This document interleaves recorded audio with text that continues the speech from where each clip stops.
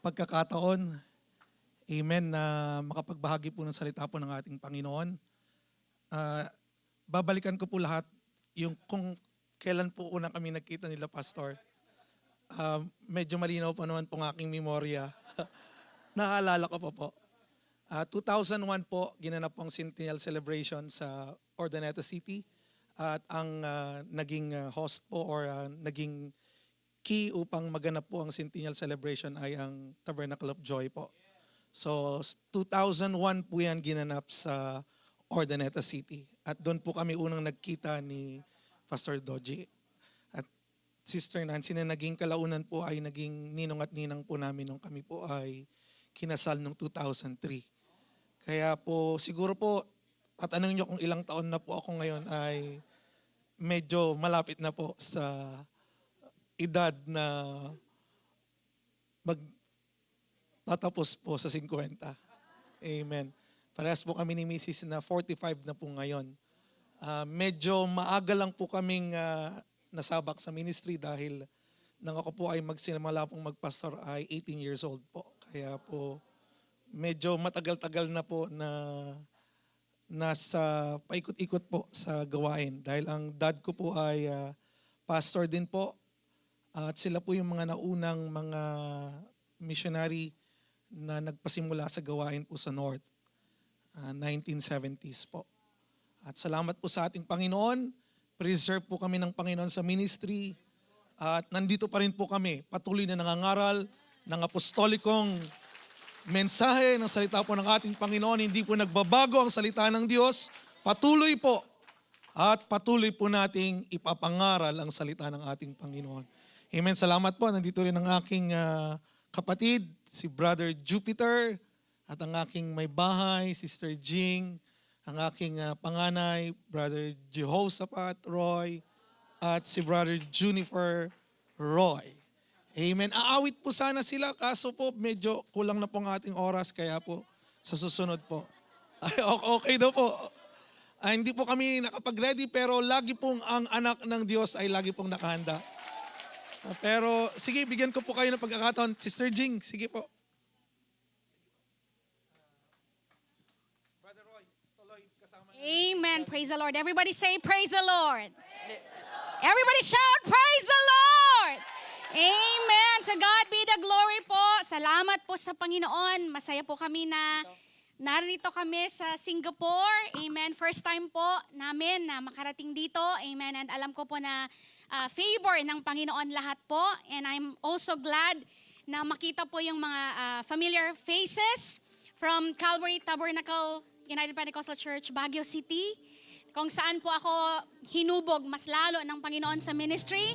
Amen. Salamat po sa Panginoon sa pagpipreserve niya po sa atin. Amen. Kung wala ang Diyos ay hindi po tayo makakapagpatuloy sa gawain ng Panginoon.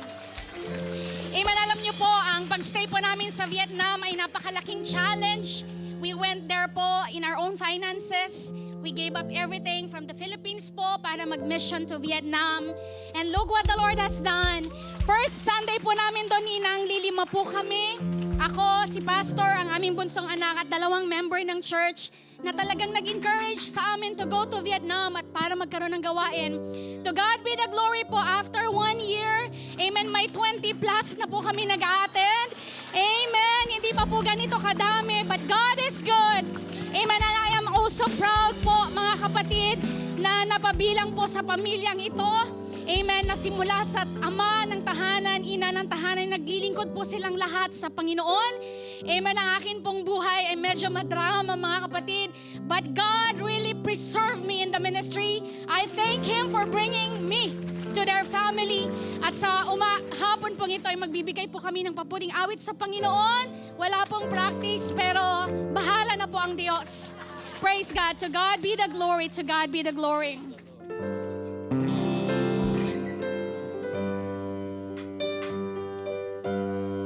Ikaw ay namamangha sa mga kislap ng bituin. Liwanag ng araw, saan ang gagaling? Ibong umaawi nagsasayaw sa hangin. Kay gandang pagmasdan, halaman at bulaklaki. Ngunit siya'y higit pa rin Amen, amen. sa mga kislap ng bituin. Liwanag niyang namasday, higit sa kanino man. Puso'y umaawit ng papuring walang hanggan sa ating Panginoon, magpakailanman, kailanman. Pagkat siya, tunay siyang may likha ng lahat. Ang Panginoong Jesus, siya ang may hawak ng buong mundo. Kapangyarihan niya'y sa habang panahon. Si Jesus ang tunay na Panginoon. Ngunit siya'y higit pa rin sa mga kislap ng bituin. Liwanag niyang namasdan, higit sa kanino man. Puso'y umaawit ng papuring walang hanggan sa ating Panginoon. O magpakailanman, kailanman.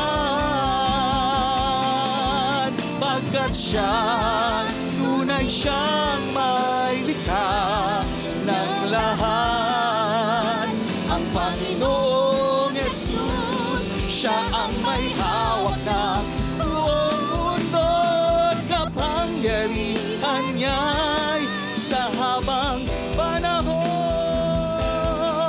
Si Jesus ang tunay na Panginoon. Pagkat siya, tunay siyang may likha ng lahat. Ang Panginoong Jesus, siya ang may hawak ng buong mundo. Kapangyarihan niya'y sa habang panahon.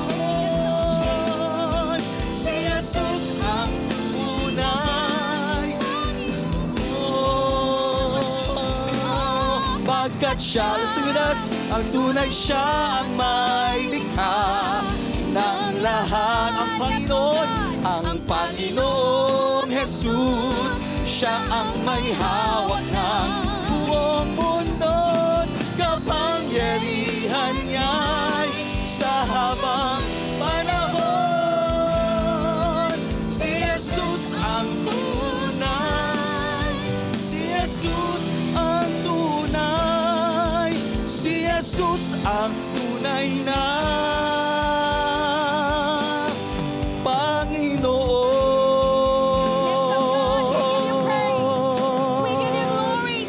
God bless you all, Mama. Praise God. Hallelujah. Praise Thanks, God. Jesus. Praise God.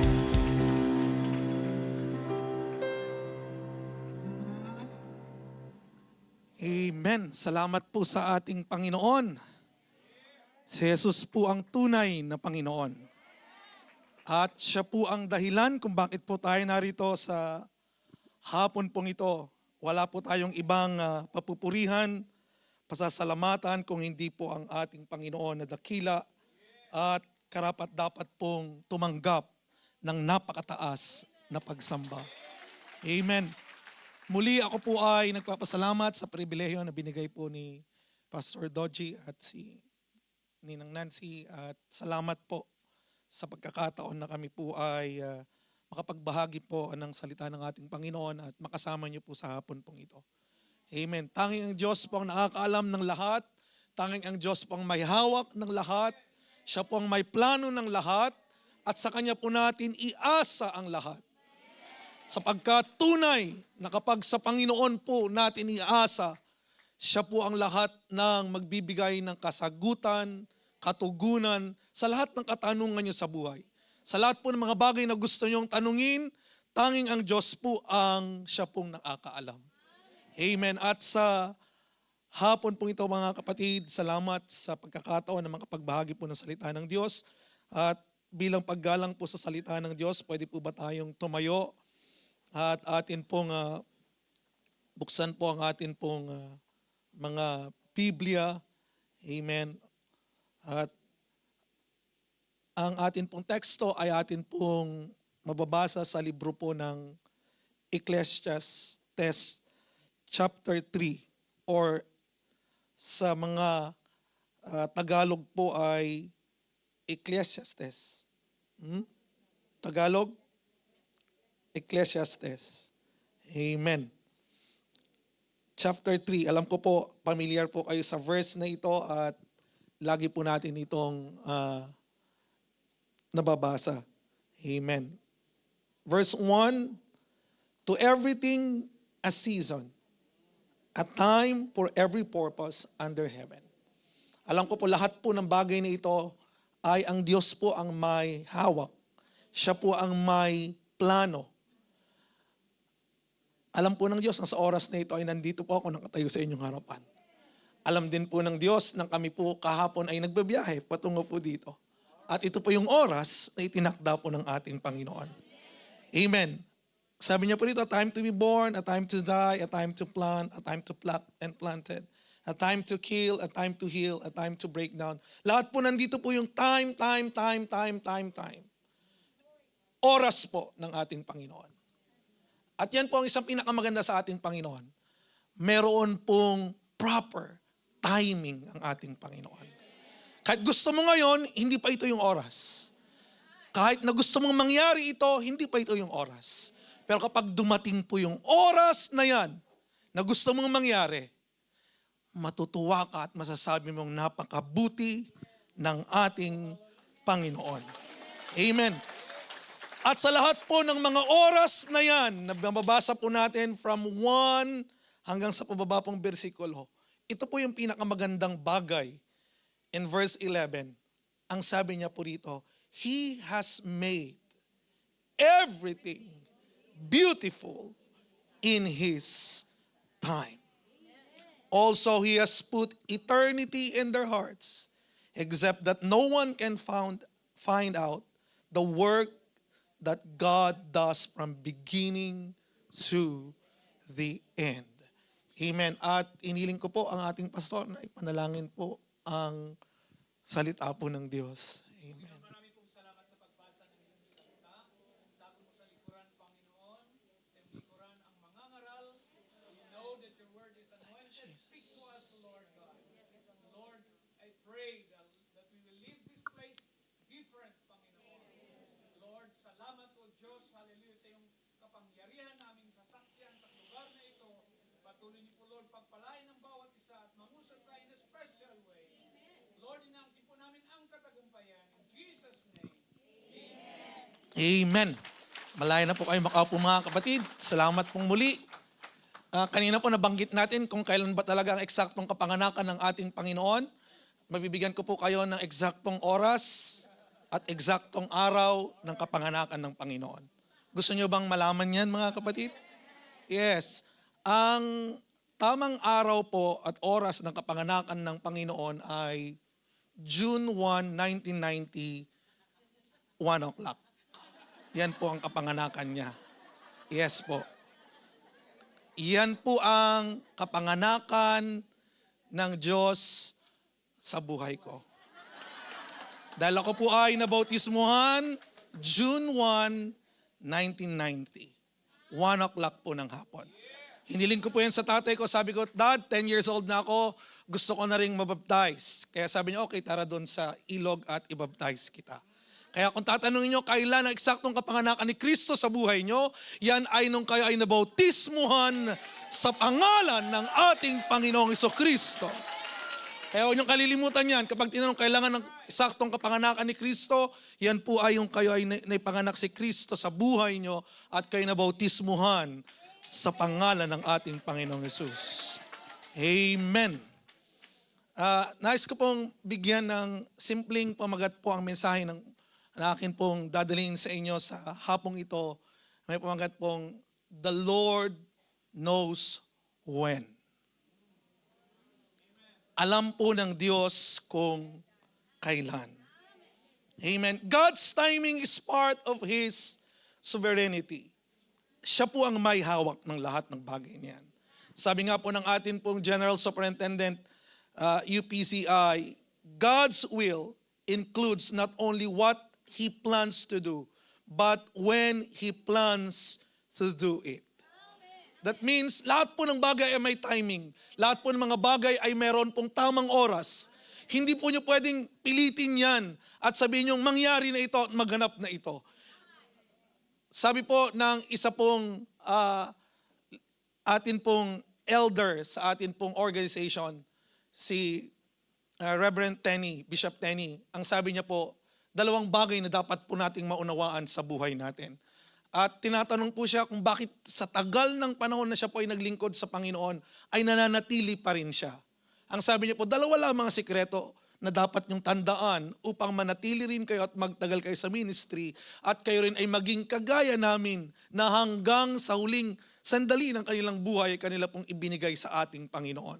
Sabi niya, una, lagi mong tatandaan, merong makapangyarihang Diyos.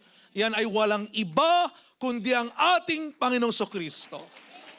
Pangalawa, tandaan mo na hindi ikaw ang Diyos. Kapag naunawaan mo yan sa buhay mo, tatagal ka sa paglilingkod sa Panginoon. At yan po yung dapat nating maunawaan. Merong makapangyarihang Diyos na siya po ang may hawak ng lahat ng bagay. Pero siya rin po ang Diyos na may kontrol kung kailan at kung kailan mangyayari ang lahat ng mga bagay na ito. Amen. Ang Panginoon po ay, siya po ang nakakaalam ng lahat ng bagay na ito. Kami po ng akin pong pamilya ay hindi po ninais na pumunta at maging missionary sa Vietnam. Nakaplano po kami lahat sa buhay namin. Lahat na nga po ay naka-arrange para sa amin. Ultimo ang amin pong magiging libingan ay naka-ready na. 8 years ago, tapos na po naming nabayaran sa St. Peter. At kami po ay naka-ready na rin kung saan po kami mahihimlay.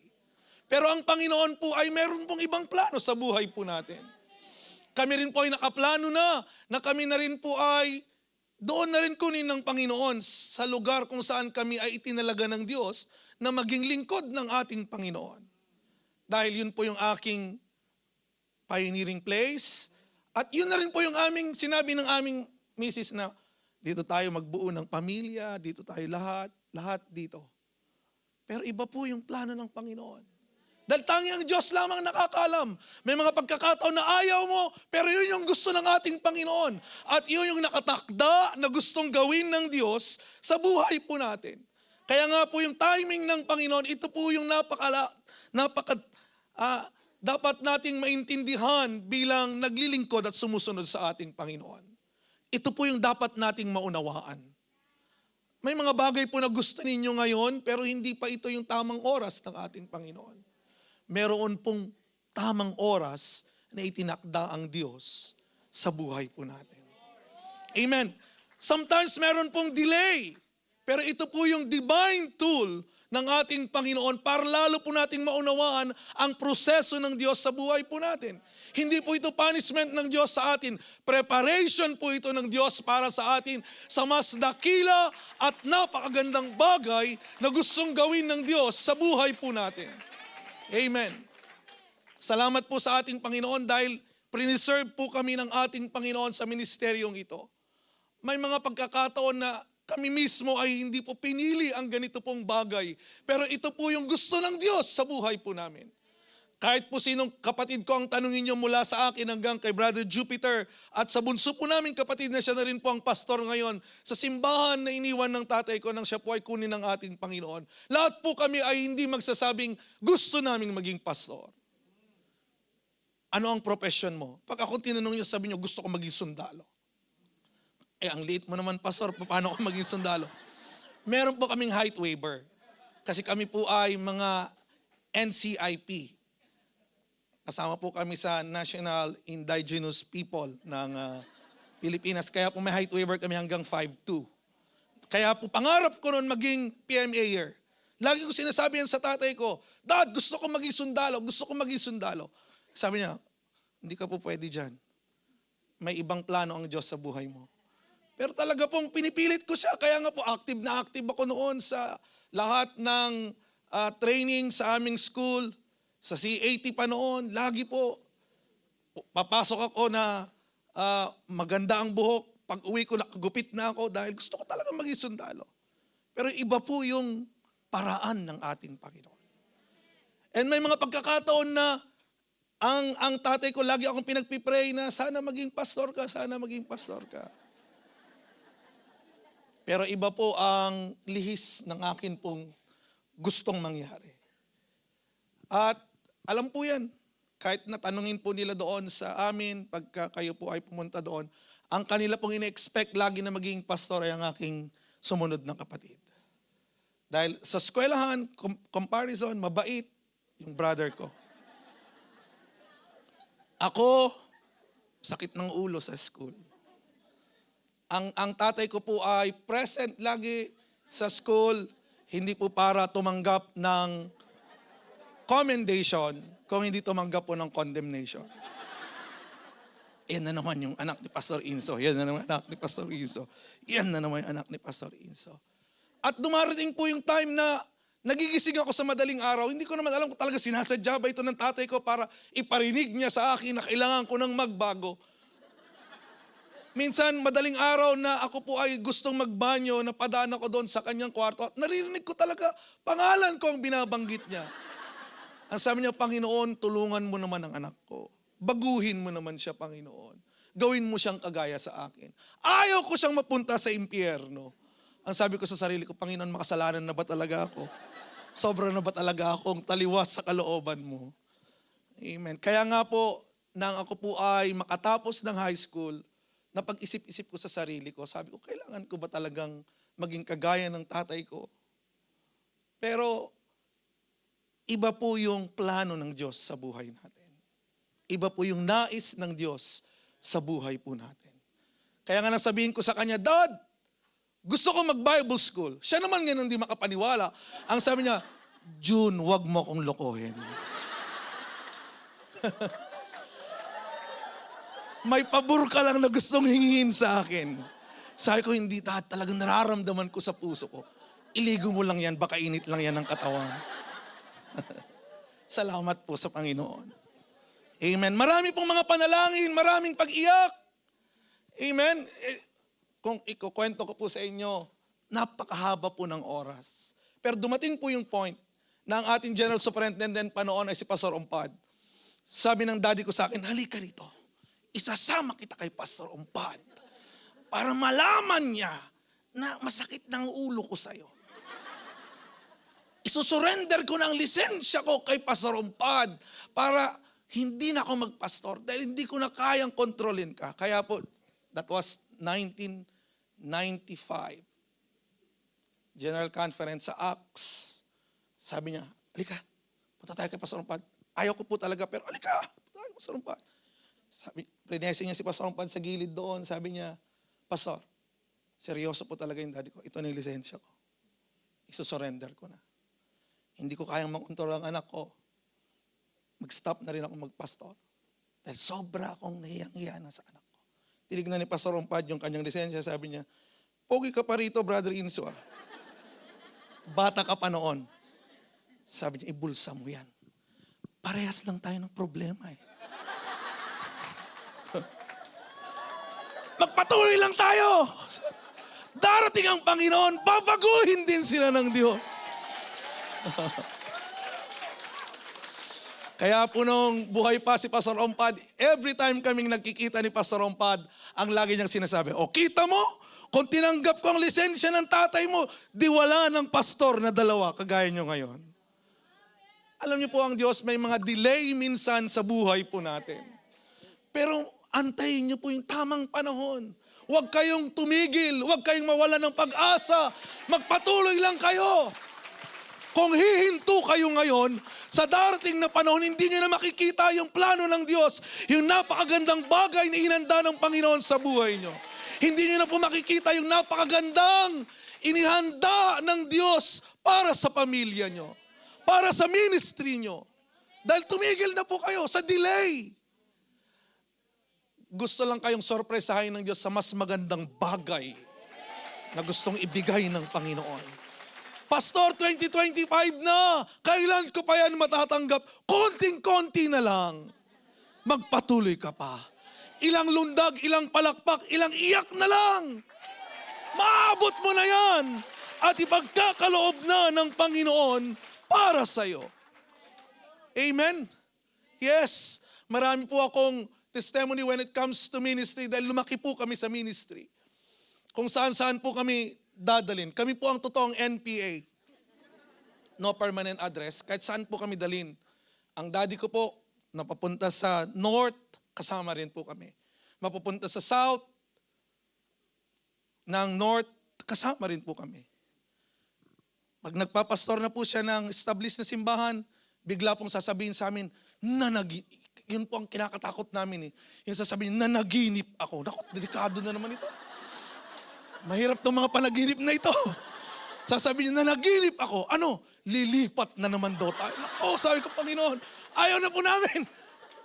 Kaya po medyo trauma kami pag ganyan eh. Kasi kung saan, mag-start na naman kami ng gawain, magsisimula na naman kami, iiwanan na naman yung ibang gawain. At kaya nga po nang pumunta kami sa Nueva Ecija, kami lang ang apostolikong simbahan sa Nueva Ecija. At ano ang daladala ng tatay ko? Panaginip! Sabi namin, managinip na naman. Kaya po sakay kami lahat sa truck. 1986, pumunta kami dun sa Nueva Ecija na ang tanging daladala niya daw ay panaginip. Na magkakaroon daw ng gawain sa Nueva Ecija. But look what the Lord has done.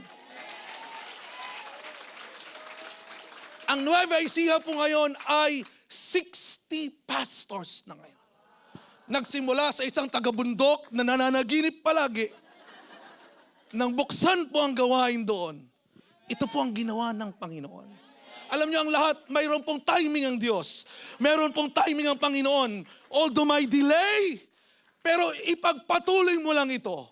Dahil makikita mo ang kamay ng Diyos at ang kapangyarihan ng ating Panginoon.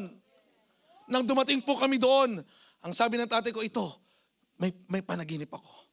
Doon na tayo. Nakita ko yung mga niyog. Oo nga, maraming mga niyog. Punta kami doon, start po kami. Pero dahil po ang kanyang daladala ay pananampalataya, wala po kaming kakilala, para po magkaroon kami ng tirahan, nag-upa po kami sa mga bahay na medyo mumurahing mga bahay. Doon po sa medyo malayo sa kabayanan. At yun pong tinirahan naming bahay na yun, ay ang dami niya pong mga pananim na saging. Siyempre, wala na pong makain. Yung mga saging na mismo. Kaya doon po namin naranasan na kumain ng saging na maliliit pa.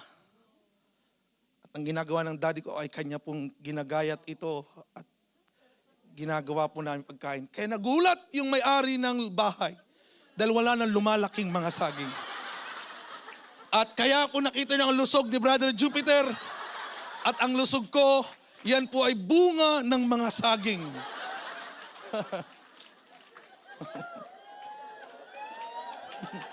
Mabuti po ang Diyos. Tapat po ang ating Panginoon. Amen. Isang araw, sabi, ubos na ang saging. Anong gagawin natin? Pumunta tayo sa ilog. Kumuha tayo ng mga maliliit na suso. Yun naman. Kuha naman kami ng mga suso. Eksakto naman spray lang pala ng mga palayan. O lahat po kami kamuntik ng na-ospital. Kaya lahat po kami lubog ang mga mata. Dahil talaga pong nag-LBM po kami. Lahat po yan ay naranasan sa ministry. Pero hindi po kami tumigil dahil alam namin sa dulo nito meron pong napakagandang plano ang ating Panginoon. Meron pong inahanda ang Diyos sa buhay po natin. Amen? Nasa kamay na po ng Diyos ang aking ama 2018. Iniyak ko po talaga yan sa Panginoon. Sabi ko, Panginoon, wag mo nang kunin ng tatay ko. Pero ito yung panahon eh. Hindi natin pwedeng sabihin, Lord, wag, bigyan mo pa siya ng kanyang hininga. Kasi nung tinawagan po ako, hindi po namin malilimutan din yan. Dahil ang kamatayan po ng daddy ko, yun po yung birthday ng anak ko na panganay. Si Jehoshaphat, April 16. Naghahanda po kami. Bible study po yan. Si Brother Jupiter, wala po siya. Siya po ang pumalit sa akin bilang breadwinner. Dahil yung panganay po talaga ay nasa gawain na. Dahil nag-start po akong mag-ministry sa edad po na 18. Kaya po siya, nasa work. Naantay namin ang daddy ko na darating para umattend ng birthday. Sabi ng mami ko, saglit lang, nagturo ng Bible study. Pero hindi na namin maantay. Yan, dumating na po yung tawag na kinuha na pala ng Panginoon. Pero yung kanyang wish ay nangyari. Dahil ang kanyang wish, gusto niya, siya po ay mamatay na nangangaral ng salita ng Panginoon. At kinuha siya ng Panginoon during Bible study. After niya pong magturo ng Bible study doon sa mismong tinuturoan niya, ay yumuko na lang po siya. At yun na po. At nang marinig ko ito, bilang bata pa sa pananampalataya, hindi pa naman ganoon po ang aking kalalim. Sabi ko, iwanan nyo, ilagay nyo siya sa altar. Antayin niyo ako, darating. Bubuhayin niya ng Panginoon. Yun ang gusto ko. Kaya inantay nila ako. Pag uwi ko, pray sa Panginoon, Lord, please, please, please. Pero ang sagot ng Diyos, tapos na. Iyon yung panahon. Ako ang nakakaalam. Ako ang may control. Kaya nga po habang ang Diyos pa rin po ay binibigyan tayo ng pagkakataon sa buhay na ito, ibigay po natin ang ating best sa ating Panginoon. Isipin po natin ito na yung huling oras, baka bukas, or sa makalawa, o sa susunod na araw. Amen? Naibigay po natin yung ating pinaka-best na pagsamba sa ating Panginoon. Dahil hindi po natin alam kung kailan ang plano at kung kailan ang oras na gusto po ng ating Panginoon. Pero lagi yung tatandaan ito, ang Panginoon ay kahit kailan hindi po siya na late, tamang oras, tamang panahon, kapag ang Diyos ang nagbigay para sa iyo. Never po nalilate ang Diyos. On time. Normal na sa Pilipino talaga pong laging malilate. Pero ang Panginoon never siyang nalilate. Pag pinangako niya at sinabi niyang, yes, yes. At kapag ito po yung tamang oras mo na ipinagkaloob sa iyo ng ating Panginoon. Amen? Nasa gawain po kami ng ating Panginoon. That was 2011. Yun po yung unang panahon din na nakarating ako dito sa Singapore. 14 years na po ngayon. At napasama po ako noon sa Manifest. Tuwang-tuwa ako noon, Pastor. Nang sinabi nila, Pastor, na June kasama ka sa Manifest. Oh, sabi ko, yes, makakarating akong Singapore. Kasama ko yung mga ibang district presbyters. Kaya naging kaibigan ko sila dahil yun yung team namin. Masayang-masaya kami. Sabi na, manifest. Yung pala talaga nag-fasting po kami dito, mga kapatid. Talaga pong manifest from heaven. Amen. And napakaganda pong experience niyan. At hanggang ngayon po, si Reverend Chester Wright, siya pong ating preacher that time. Hanggang ngayon, maayos pong aming communication. Nagkaroon po kami ng sharing. At maganda po mga encouragement na binibigay niya po pagdating po sa gawain ng ating Panginoon. Yun po yung panahon na in-encourage ako ng Panginoon. Dahil yun naman din po yung turning point ng akin pong ministry. 2010. Ipinanganak po ang akin pong bunsong anak. Yan po si Brother Juniper Roy. Gusto ko po siya na maging kagaya ko din na pastor. Kaya isinunod ko sa pangalan ko eh. Sabi ko, wala nang magiging Juniper III. So, kailangan ng Juniper Roy para Juniper pa rin. Kaya po sinunod ko siya sa pangalan ko. Meron pong gawain noon, Holy Ghost Explo sa Urdaneta City. Lagi pong ginaganap doon sa aming syudad dahil yan po yung pinakamagandang lugar para po ganapin ang gawain. yun naman po yung kapanganakan ng akin pong anak. May 25, pinanganak po yung aking bunso. At yan po yung panahon na ako pa rin po ang youth president ng amin pong district. Busy po talaga sa gawain. At lagi po kaming nangangaral na ang Panginoon ay tapat, ang Panginoon ay mabuti, ang Panginoon ay makapangyarihan, ang Panginoon ay nagpapagaling. Pero after 1 month nang ipinanganak po ang aking bunso, doon naman po lumabas na yung sakit niya. Sister Evelyn, alam niya po yan kasi nurse po yan doon. At doon siya na-confine, yung aking pong anak, sa Baguio General Hospital ng napakatagal. 1 buwan po kaming mahigit na doon. Kaya po pala kapag hinahawakan yung tiyan niya, umiiyak po siya. Yun po pala nagkaroon na po ng problema yung kanyang bituka. At yun po yung tinatawag nilang necrotizing enterocolitis. Yun pong big intestine ay nag-telescope doon sa, yung small intestine nag-telescope doon sa big intestine. At hindi po namin yun napansin, hinahayaan lang po namin hanggang sa nabulok na po pala yung kanyang small intestine. At nang subukan po itong tingnan ng mga doktor, ang sabi po ng mga doktor, kailangan kaagad operahan. At andun po ako sa peak na sobrang init ko po sa gawain. Sabi ko, magagawa yan ng Panginoon. Pagagalingin yan ng Panginoon. Hindi niya yan hahayaan na maoperahan. So tuloy pa rin po ako. And then sabi talaga ng doktor, kailangang operahan. Buksan ang tiyan para makita kung ano ang gagawin. Pero nang kanila na pong buksan, hindi na po na-save. Ang na-save lang po nila ay 7%. Inalis po nila ang 93%. Pwede pong i-flash yung picture niya. Yan po siya nung 1 month old. Imposible po. Imposible na mabuhay. Wala po pong kwento na pwedeng mabuhay na ikaw ay mawalan na ng 93%. Kaya po tinapat po kami ng mga doktor, ang sabi po sa amin, Pastor, imposible. So nandun po siya sa operating room, Sunday morning, Saturday night, Sunday morning kailangan ko pa rin bumaba. Kailangan ko pa rin palakasin ang mga kapatiran. Kaya hindi kami supernatural. Superpower. Meron din po kaming kahinaan.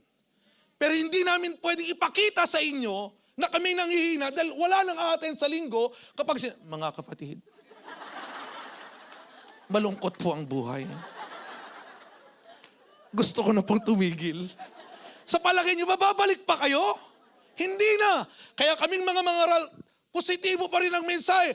Ang Diyos ay nagpapagaling. Ang Diyos ay tunay. Ang Diyos ay makapangyarihan.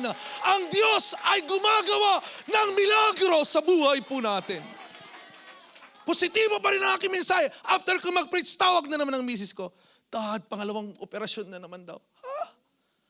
3 major operation po. Kaya kung titignan niyo po siya dyan sa kanyang picture, para po siyang si Frankenstein. Napakarami niya pong tusok sa katawan. Mula ulo hanggang, alam po yan nila, Sister Evelyn, kasi sila po yung mga dumadalaw noon sa hospital. Imposible. At sabi po ng doktor na nag-opera, bigyan natin siya ng 1 taon marahil. Yan na yung pinakamahaba. Naghanap po ako ng comfort kung sino yung magsasabing mabubuhay siya, pero wala akong marinig. May bibisita, inaasahan ko si Pastor Eugene na mag-encourage sa akin, sasabihin niyang, June, mabubuhay ang anak mo. Ang sabi niya, June, tanggapin mo na. Hindi para sa'yo ang anak. Panginoon, paano ito? Dumating din po ang daddy ko na pinaghuhugutan ko ng lakas. Ang sabi niya rin sa akin, anak, kaya hindi kinukuha ng Diyos dahil hindi mo pa binibigay. Huwag mo nang pahirapan. Ibigay mo na sa Panginoon. Wala po akong marinig na na mayroon pong mag-encourage sa akin. Dumating din po yung auntie ko na isa pong prayer warrior na talaga pong inaasahan ko rin. Ang sabi niya, June, chinek na namin doon yung puntod ng lolo mo. Huwag nyo na siyang ibaba sa ordaneta at doon na lang natin ipatong yung kanyang... Kaya sabi nila, puntahan nyo na siya doon sa operating room, ibigay nyo na siya sa Panginoon para maganda ang pag-alis niya. So siyempre kami naman po mag-asawa, gusto namin sundin sila. Dahil ang kanilang sinabi sa amin. So after po ng 3 major operation, imposible na. Dahil sabi po ng doktor, wala na, talagang ginawa na namin lahat. Silipin, ayaw kong tingnan yung aking anak sa operating room dahil bukas yung kanya. 1 month old. Para na lang siyang pinaglaruan ng mga doktor. Inilabas nila dyan. Tapos, sabi nila, ito lang na-save namin. Oh, yung bitukan niya nandun, oh Lord, ano to? So, sabi ko, sige, puntahan natin siya sa room. Pumunta kami sa ICU, sa room. Kaya nga pang palayaw niyan ay PICOY. PICOY. Kasi po tumira siya sa PICO, Pediatric Intensive Care Unit, ng napakatagal. So, ang pinangalanan siya ng mga nurses doon, mga doctors ng PICOY. Kaya po nung pumunta kami ron, tinakpan namin yung mata niya. Sabi namin, sige anak, pahintulutan ka na namin.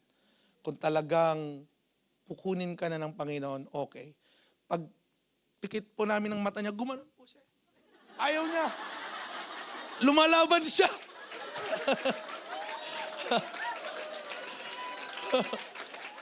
Isinarado namin ulit. Talaga pong nagpumiglas siya. Sabi namin, siya lumalaban? O di paniwalaan natin, nabubuhayin siya ng Panginoon. Amen. Kaya nga po mga kapatid, sinasabi ko sa inyo, kung ang plano ng Diyos ay ito, mangyayari para sa iyo yan. Kahit sabihin pa ng tao na wala, pero ang Diyos may plano pa sa iyo, mayroong magagawa ang Diyos. Dahil ang Diyos ay makapangyarihan at siyang may hawak ng lahat ng bagay. The Lord knows when. Alam ng Diyos ang bawat detalye. Yan pang napakaganda sa Diyos. Alam niya ang lahat. Kaya kung ikaw ay nasa Panginoon, lagi mong malalaman na napakaganda ang kalooban niya sa buhay mo.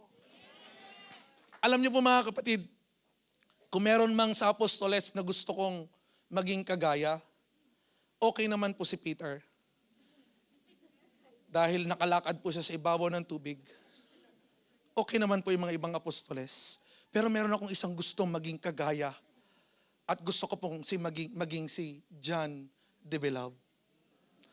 Dahil sa sobrang close niya sa Panginoon at sa sobrang madikit na siya sa Diyos, lahat na ng mga sikreto na hindi mo pa dapat malaman ay sinasabi niya na kay John de Beloved. Kaya nga itong mga bagay na nangyayari ay naisabi na ng Panginoon kay John de Beloved. Kaya nga may Book of Revelation na sinulat ni John de Beloved. Kaya kung sobrang dikit at close na kayo ng Panginoon, yung mga bagay na sikreto na hindi mo pa dapat malalaman, sasabihin sa iyo yan ng Panginoon. Anong sikreto? Magkaroon kayo ng malalim na relasyon ng ating Panginoon. At kapag alam mo na sinabi na ito ng Panginoon, 100% alam mo, gagawin niya ng Diyos. Gagawin niya at tutuparin niya ng ating Panginoon sa buhay mo. At naniniwala ko sa taong darating, meron pong napakagandang bagay na inihanda sa ating lahat, ang ating Panginoon.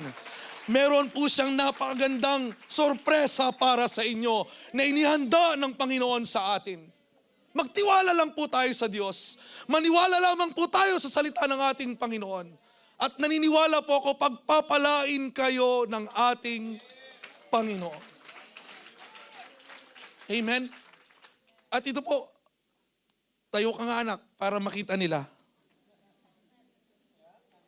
15 years old na po siya ngayon. Sabi po ng mga doktor, imposible, pastor. Wala pa sa history ng medisina na nabuhay na ganyang ang sitwasyon. Kaya pong ginawa namin ni Mrs. para kami magkaroon ng kagaanan ng loob. Nag-connect kami sa lahat ng mga ganitong may mga sitwasyon sa buong mundo. Kaya member po kami ng NEC cases sa buong mundo. At doon namin nalaman na yung anak ko na pala ang merong pinaka-worst case. Dahil ang ibang mga nasa hospital sa Amerika ay 50% lang ang kanilang nawala. Pero in and out sila sa hospital. Yung isa nga pong friend namin ni Mrs., doon na sila nakatira sa hospital. Pero yung anak ko, normal. Okay.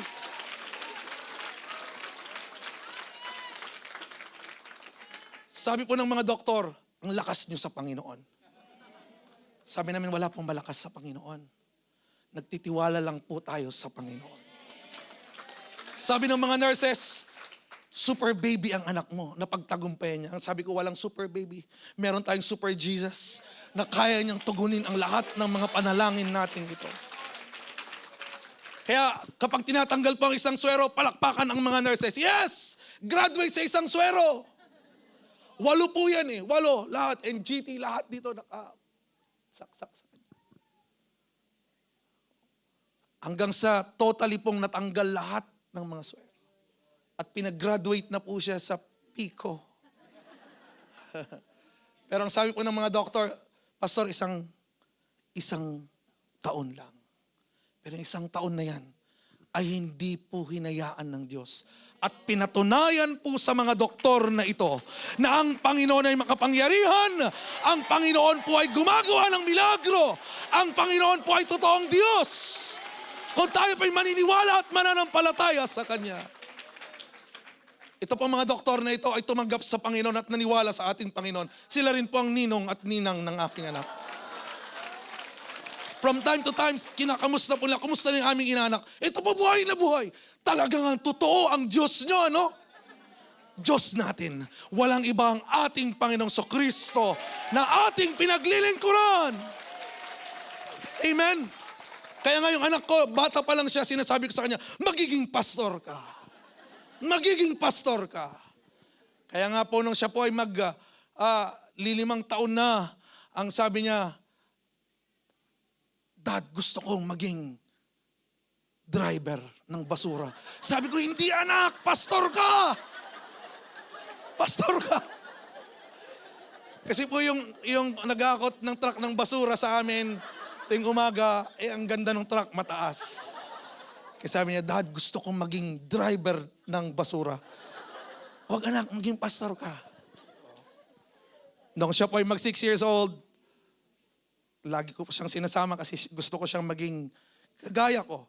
Kaya kung gusto niyang anak niyo, i-develop niyo na maging kayo, bata pa lang sila, ilagay niyo na sa isip nila.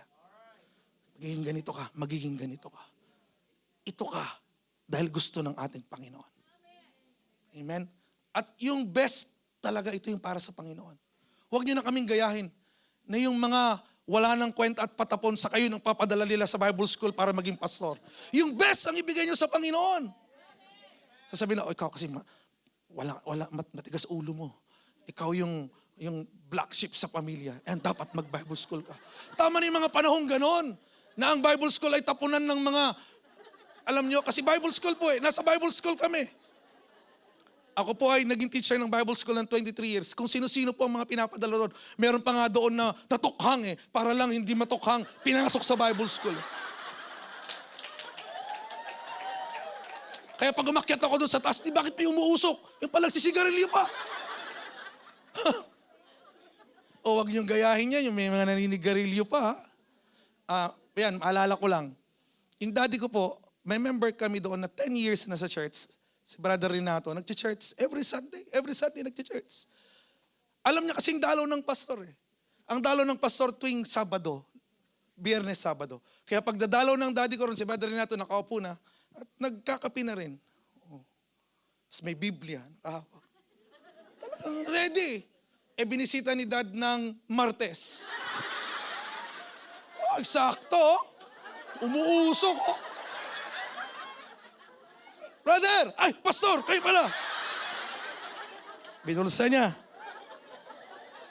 Tapos sinadya naman ni Daddy, Pastor, saglit na papasok ko paghahanda ko ng merienda. Hindi lang sinusundan ng Daddy ko talaga.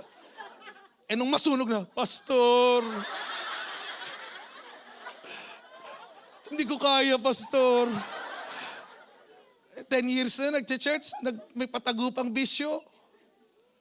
Pastor, tulungan mo ako. Gusto ko talagang matanggal ito. Okay, sabi ng daddy ko. Kung gagawin mo ito, makakalaya ka na, hindi ka na maninigarilyo pa. Totoo, Pastor, hindi ka na maninigarilyo pa. Mag-fasting tayo, 2 days. Sa Sabado, pumunta ka sa church, maaga-maaga sa altar, magpipray tayong dalawa. Pero mag-fasting ka, magpa-fasting din ako. Maniwala ka na yung panalangin natin ay pakikinggan ng Panginoon. Opo, Pastor. So yan, after 2 days, talagang pinamanmanan ko. Kaya pwede talaga, kaya sa dugo ko pa lang nung bata ko, magiging pastor din ako talaga eh. Sinisilip ko doon sa bintana. Ang aga niya. Andun na siya sa altar. Nakaluhod. Sabi ng daddy ko, okay. Naniniwala ka ba na palalayain ka na ng Panginoon sa bisyo mo? Opo, Pastor. Naniniwala talaga ako. Okay, mag-pray tayo. Simpleng panalangin lang. Pero alam ko, pinapakinggan ito ng Panginoon. Nakaganon siya ng kamay. Sabi ng daddy ko, Panginoon, kung siya pa ay maninigarilyo, Panginoon, bigyan mo siya ng kanser sa lalamunan at mamamatay na siya. Amen.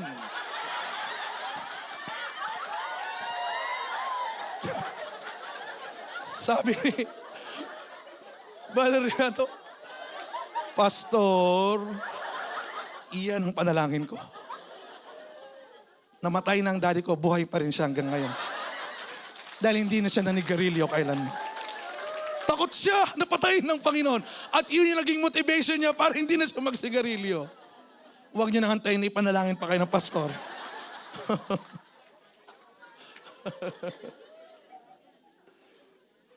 Alam niyo po ang Panginoon, marami po siyang paraan sa buhay natin. At ito lang po mga kapatid, sabi ko nga po, sa lahat po ng mga bagay na ginagawa ng Diyos sa buhay natin at sa ministeryo ng Diyos, lagi po nating antayin ang tamang oras. Yun nga po yung sinasabi ni Pastor, divine connection. Yun po yung tamang oras na inihanda ng Diyos sa buhay natin. May mga panahon na iiyak ka, pero after nito, meron pong inihanda ang Diyos na napakagandang bagay para sa iyo. Maalala ko pa nga nung bata kami, kasi lagi, andito na naman si Brother Jupiter nakikita ko siya Pioneering. Kakain kami. Sabi ng daddy ko, mag-pray tayo sa Panginoon. Wala namang ulam. Wala din namang kanin. Tubig lang. Magpasalamat daw kami sa Panginoon.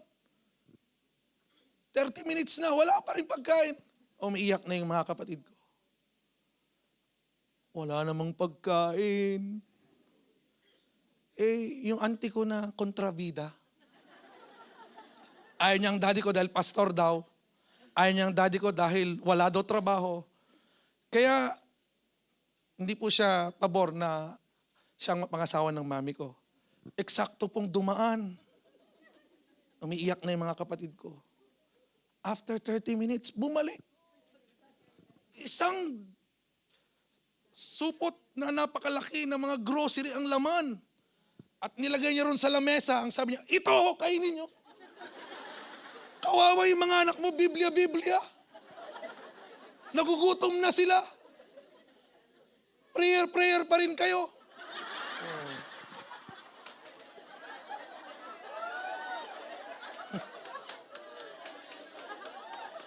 Pag alis ng auntie ko, hindi ko po talaga malilimutan ito na salita ng daddy ko. Ang sabi niya, kita niyo mga anak. Kahit si Satanas, inuutusan ng Diyos para pakainin kayo. Di po ba ang Panginoon napakabuti? Kahit sinong tao gagamitin niya para tugunin ang pangangailangan mo sa tamang oras at tamang panahon. Ganyan po ang Diyos Kaya kung kayo po'y naglilingkod sa Panginoon, hindi po kayo dapat mangamba. Dahil alam nyo ang Panginoon, nandyan po siya. At meron siyang tamang oras at takdang panahon sa buhay po natin. Alam po ng Diyos ang lahat po ng nangyari at nagaganap sa atin. Kaya nga po, ipagpatuloy natin yung ating paglilingkod sa ating Panginoon. Amen? Yes. Kaya nga po nang tawagin po kami ng Panginoon, pumunta po sa Vietnam, wala po kaming alam kung papaano at kung saan. Ang puso po namin, tinawag kami ng Diyos. Pero sabi ko sa misis ko, alam mo na, naranasan na natin, ang kamay ng Diyos ay hindi nagbago. Ang pangako ng Diyos ay hindi po kailanman siya nakalimot. Pagdating po namin ng Vietnam, hindi po namin alam kung saan at sino ang aming magiging contact doon. Pero ang nakalagay sa puso namin, tinawag tayo ng Diyos. Kailangan natin ipagpatuloy ang legasiya na ipinasa sa atin, i-preserve natin ang salita ng ating Panginoon na daladala natin. Ito ang atin pong daladala na ating pananggalang. Pagpasok po namin ng immigration, hinarang kami kaagad. Ang sabi sa amin, pumunta kayo doon sa screening area dahil meron kaming nakita sa mga gamit nyo. Ano lang yung mga gamit namin, puro mga sako na nga lang po mga kapatid. Dahil sa kagustuhan namin makatipid ng kilos, ay hindi na kami nagbag. Sako bag. Tapos sabi, meron daw silang nakita. Yun pala, dahil sobra pong maalalahanin ng aking bunso, binaon niya ang mga kutsilyo, mga kutsara, dahil para doon hindi na kami bibili sa Vietnam. At dahil doon, gusto mo kaming pagmultahin ng 10 million dong. Sabi namin, dahil siyempre hindi po namin kami pamilyar sa pera, 10 million, ang laki! Kaya umupo na lang kami sa isang gilid at nag-aantay kami kung ano ang sasabihin nila. Pero dahil wala silang makuha ang pera sa amin, ang sabi ng immigration, okay, lumabas na kayo. At alam niyo po ang Panginoon, ito po yung testimony namin. Ang Diyos ay naghahanda at naghahanda ng lahat ng mga bagay. 1 taon na po kaming mahigit ngayon sa Vietnam. Pero never na hinayaan ng Diyos na mag-upa kami ng bahay. Pagdating po namin doon, libre ang bahay. Iniisip po namin, pipirma na sana kami ng kontrata. Dahil wala naman kaming ibang pwedeng kuhanan kung saan kami titira. Okay, pipirma na tayo. Pero biglang may tawag. Meron daw nangangailangan doon. Kasi yun naman po yung aming purpose eh. Ang amin pong work doon ay front lang. Para po makapag-stay kami ng Vietnam. Kailangan namin ng working permit. Ito po yung front. So, narinig namin, meron daw nangangailangan doon ng music teacher. Kahit hindi naman ganun kagandahan ng boses ko, okay naman na po. Nag-apply ako, music teacher. Tinanggap ako. Pasa naman si Mrs. ng mga resume sa mga schools para makapag-stay kami. Pero wala lahat eh. May tumanggap nga, yun nga, naging naging music teacher. And then, marunong ka rin bang magturo ng bata? Opo, marunong din ako. Turo na rin ako ng mga bata. Oh, ang ganda pa naman ng mga damit ko. Doon sa Vietnam, marami doong mga bata na boy 11. Alam niyo boy 11? Puro uhog. Kahit ang ganda ng barong mo, niyayakap ka, teacher! Teacher! Sabi ko, Panginoon, ito ba yung tinawag mo sa amin dito sa Vietnam? Go lang. Pero ito po yung ginawa ng Diyos. Yung mag-asawa natuwa po sa amin. Dahil hindi ko po na sinasabi na pastor ako. Pero every time na nagtuturo po kami ng music, nararamdaman niyang presensya ng Panginoon. Tinataas niya kami niya, naluluha siya. Sabi niya, ano bang meron sa inyo? Yan ako sinabi na namin. Kami po ay pastor at ito po ang dahilan. At hindi po namin alam na aalis na pala sila. Pinagkatiwala po sa amin ang buong school. Iniwan po sa amin ng lahat. Bahay nila, gamit nila. Kaya po itinago na ng anak ko yung kutsilyo na daladala niya galing pa sa Thailand. Kasi ang Diyos, meron po siyang proper timing. The Lord knows when. Kailan. Kaya po pag may nagtatanong, saan kayo nakatira? Nandun po kami sa pinakasentro ng Vietnam. Kung tatanong niyo kung magkano ang renta doon, thousands po. Siguro po mga nasa 4,000 to 4,500 USD. Kasi nasa pinakasentro po kami. Paano po kami magkakaroon ng ganon kung hindi ito plano ng Diyos? At nais ng Panginoon. Ang pinakamaganda po doon, na ginusto namin, ito po ay school ng mga batang maliliit. Yung inaayawan ko ng mga boy 11, dumami. Pero okay lang dahil para po sa gawain ng ating Panginoon. Para po kaming merong mini Bible school. Dahil apostoliko ang administrator, apostoliko ang principal. So para kaming may Bible school. May morning devotion. May Bible reading. May memory verse. May preaching din. Dahil chapel service, may mga videos, maybe kita po namin sa mga susunod. Magagaling nang mag-preach yung mga bata. Pag uwi na rin nila sa bahay nila at sinasabi nila sa mga magulang nila na mga lokal, si Jesus daw ang Diyos, hindi si Buddha. Di po ba? Ang gawain po ng Panginoon ngayon sa Vietnam ay hindi na lamang po sa Pilipino. Meron na po tayong 11 Vietnamese pastors with their congregation na naki-join po sa atin.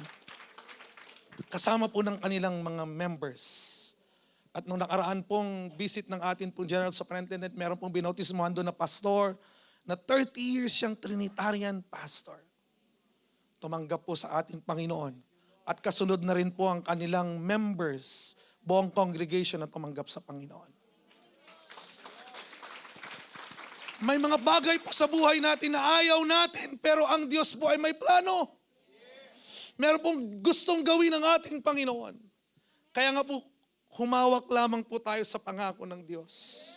Panghawakan lamang po natin ang salita ng ating Panginoon. He makes all things beautiful in His time. Palakpakan po natin ang Diyos. Amen. Yung mga bata po na pinagpipray po namin, mga maliliit, tignan po natin yung long term na mangyayari sa kanila. Ano ang impact na mangyayari sa bansang ito? Yung mga maliliit na bata, na lagi nilang naririnig, Jesus, Jesus, Jesus. Hanggang sa sila ay dumating ng senior high, Jesus pa rin, Jesus pa rin. Ano ang legasiya na iiwanan natin sa bansang ito? Amen. Pati sa music namin, Christian songs. Isa nga po dito yung testimony na sinasabi ko po. Hindi ko po alam na yung isang bata rito na naoperahan sa puso, napakalaki po ng hiwa ng puso niya.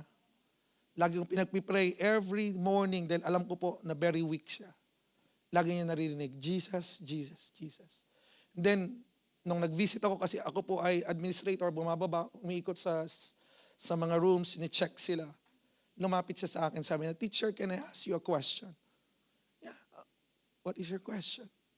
Who is Jesus?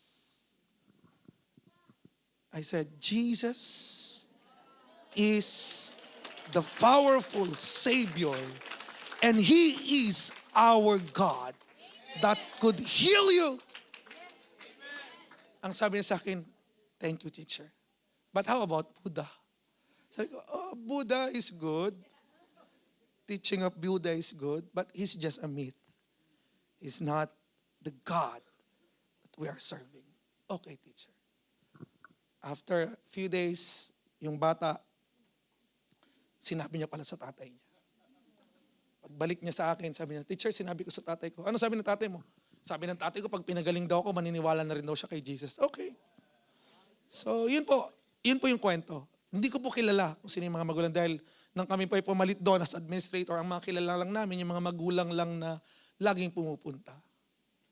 Nagulat po ako nung sumunod na araw. Meron pong bumisita doon na black car, tinted pa. Medyo natakot ako. Dahil baka alam na nila na mayroong mga pastor sa eskwela na yun. At yung plaka niya ay alam kong opisyal. May bumaba sa kotse. Nakita ko po yung estudyante ko. Nawala yung aking takot. Pero paglabas, naka-uniformeng lalaki. Napakataas na opisyal ng army. kinabahan na naman po ako. Pumunta po ako doon at nag-aantay ko ano sasabihin. Yun pala, magpapasalamat po siya. Dahil pinapanalangin daw namin ang anak niya. At ang sabi niya, nandito lang kami. Naniniwala kami sa adhikain niyo. Alam niyo po ang Panginoon, kapag panahon, panahon. Kapag oras, oras. Naniniwala po kami na hinugna ang mission sa Vietnam. At naniniwala po kami na dahil sa inyo pong mga panalangin, yung mga tao na nag-pray sa amin, alam po yan nila Pastor, ninang Nancy, kung ano po yung mga pinagdaanan namin, testing sa ministry. Pero salamat sa Diyos, may mga tao na nananalangin na kami manatili at magpatuloy sa Panginoon. Patuloy lang, patuloy lang. Andyan po ang Diyos sa atin pong likuran. Alam niyo, salamat sa mga prayer warriors na lagi pong nakaback up sa inyo. Ito po sasabihin ko sa inyo, meron po kayong nanay dito na naging nanay na rin po namin doon sa Pilipinas. Pag uwi niya po dito, pag galing niya po dito sa inyo, umuwi po siya sa Pilipinas, the same yung kanyang ministry na ginagawa po dito. Kasama po siya sa inyong prayer team. At siya po yung napakatibay naming backup in prayer. Alam ko po na kahit saan ako pumunta, mayroon pong panalangin sa likod ko. At nandyan po ang anghel ng Panginoon at covering ng ating Panginoon. Salamat kay Nanay Tess Valinan. Kung nanonood man siya ngayon, Nanay, salamat sa prayer. Yes, every time, alam niyo po, napakaganda na meron kang isang masasabihan, maliban sa asawa mo. Sa mga tao na, Nay, pag-pray mo kami. Nay, pag-pray mo kami. Magme-message yan, anak, kasama namin kayo sa prayer ngayon. Salamat sa Panginoon. Nakatayo po kami ngayon at patuloy na dala-dala ang mensahe ng kaligtasan, ang pangangaral sa salita ng ating Panginoon.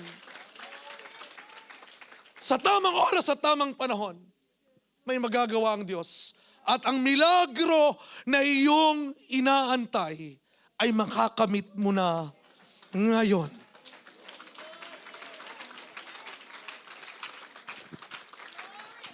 Ang milagro sa Biblia ay hindi nangyayari hanggat meron pang solusyon. Basahin niyo pong lahat ng kwento. Kung meron ka pang magagawa, walang milagrong mangyayari. Pero kapag nandun ka na sa punto na sa palagay mo wala ka ng ibang malalapitan, wala ka ng ibang mapupuntahan, maliban sa ating Panginoon. At sa palagay mo ngayon, ikaw na ay nasa bangin at malapit ka ng mahulog dahil wala ka ng makakapitan.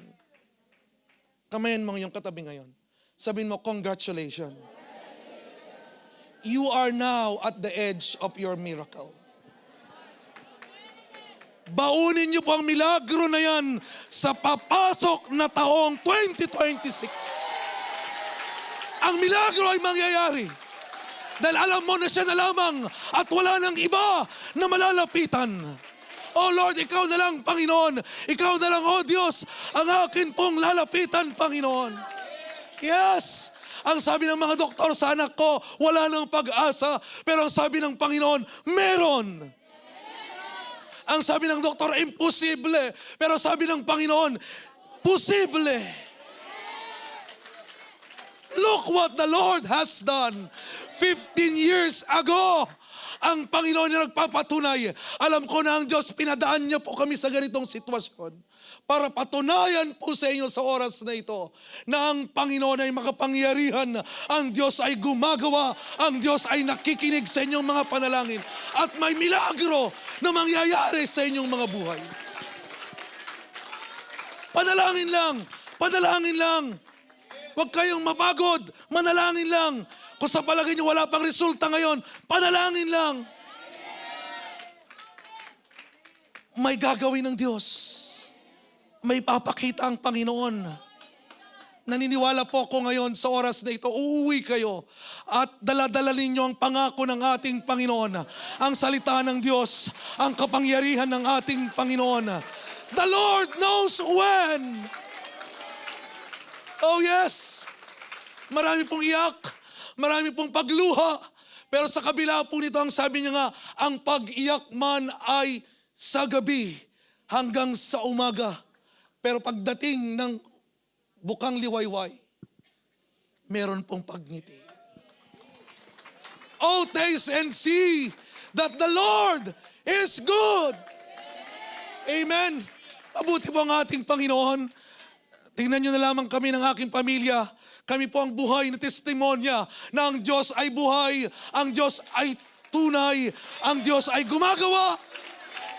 Yes! Brother Jupiter, maalala mo pa ba?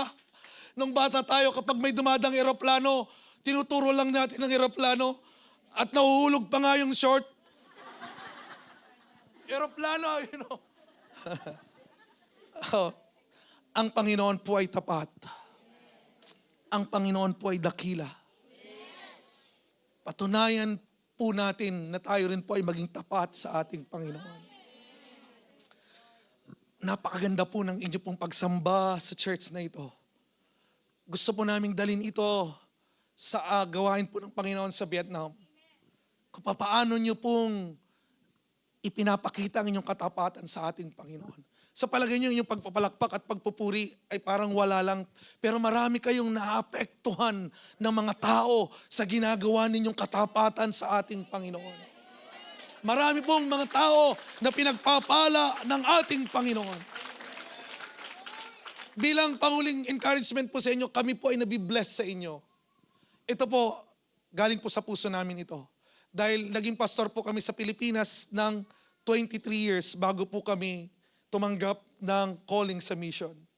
Lahat po ng mga galing sa Singapore, napakatibay, napakatapat sa Panginoon. Bilang po, napakarami pong galing sa inyo ngayon na sila yung mga naaasahan sa simbahan na iniwan po namin sa Pilipinas. And hanggang ngayon, sila po yung tapat na nakaback up sa gawain po ng ating Panginoon. Kaya pagpatuloy niyo po ang inyong katapatan, ipagpatuloy niyo po ang inyong pagsunod sa ating Panginoon. Alam ng Diyos ang Kanyang inihanda para sa inyo. The Lord knows when. Alam niya ngayon na umiiyak ka. Alam niya na malungkot ka. Alam niya na nag-iisa ka. Alam niya na marami kang problema. Pero sa oras na ito, nandito ang Diyos. Karamay mo, kasama mo sa iyong pinagdaraanan ngayon. Tayo nga pong lahat ay tumayo, mga kapatid. Salamat sa ating Panginoon. Amen. Buhay na testimonya po ang inyo pong buhay ngayon sa ating Panginoon. Kaya kung ano man ngayon ang gusto mong sabihin sa Diyos sa taong ito, naririnig niya po yan. Alam po ng Panginoon ngayon ang inyong ninanais na sabihin sa Kanya. Simula pa lamang po ng ating serbisyo, nararamdaman na natin ang pagkilos ng Panginoon. Simula pa lamang po ng gawain, nararamdaman na po natin ang Espiritu Santo ng ating Panginoon. Naniniwala po ako ngayon na kung papaanong kumilos ang Diyos sa buhay namin, ganun din po ang gagawin ng Diyos sa buhay nyo. Tingnan nyo na lamang po ang aking anak ngayon. 15 years old na po siya ngayon. Normal. Pwede ko na nga po siyang ilagay sa Guinness Book World Record eh. Kung pwede lang akong bigyan ng pagkakataon ngayon. Kompleto po kami ng lahat ng history ng kanya pong medical records. Imposible. Pero posible sa Panginoon. Anong imposible para sa iyo ngayon? Na hindi kayang ibigay ng Diyos. Anong imposible sa iyo ngayon na hindi kayang gawin ng Panginoon? Naniniwala ko ang Diyos mayroon pong dakilang milagro na gagawin sa atin ngayon. Naniniwala ko ang Panginoon mayroong dakilang bagay na gagawin sa ating buhay ngayon. Miraraya sandararaya saya. Miraraya sandararaya saya. Oh yes, Lord Jesus. Yes, Lord Jesus. I feel the presence of the Lord is in this place. Meron pong milagrong gagawin ng ating Panginoon sa ating lahat. Meron pong bagay na gagawin ng Diyos na kakaiba sa ating buhay na hindi mo pa nakita sa buhay mo. Miraraya sandararaya saya. Yes. Oh, kahit kailan hindi ka nagkulang, Panginoon. Kahit kailan, Panginoon, hindi ka nagkulang, Panginoon. Kahit kailan, hindi ka nagkulang, Panginoon. Oh, Jesus. Mirarayasan, dararayasay. Mirarayasan, dararayasaya. Nandito po ang ating Panginoon. Nandito po ang ating Panginoon. Nandito po ang ating Panginoon. Yes, Lord Jesus. Yes, Lord Jesus. Ikaw lang ang pag-asa ko, tanging ikaw ang buhay ko. Jesus. Kahit may suliranin man, palagi kong Aawitan, ikaw lamang. Kahit kailan,